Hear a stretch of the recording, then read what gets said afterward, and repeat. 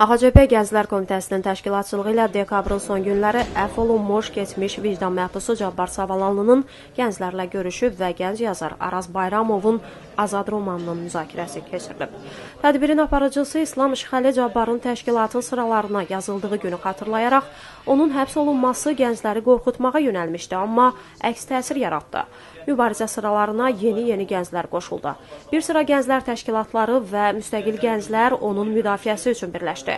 Yeri gəlmişkən, Cabbarın müdafiəsində fəal iştirak edən hüquq müdafiəçilərinə, beynəlxalq təşkilatlara, gənclər təşkilatlarına və hər kəsə AXCP Gənclər Komitəsi adından təşəkkür edirik, deyib.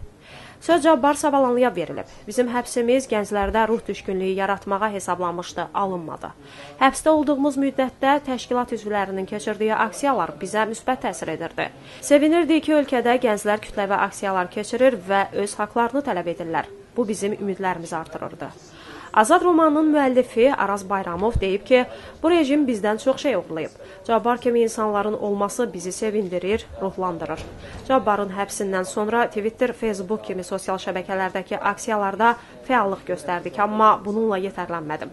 Siyasi məhbuslarla bağlı roman yazmağı qərarı aldım. Bunun üçün Cabbarın obrazını seçdim. Cabbar Savalanlının kitab haqqında fikirləri maraqlı olub. Çağdaş dövrümüzdə yaşanan hadisələri kitablara köçürmək insanlara xoş təsir bağışlayır.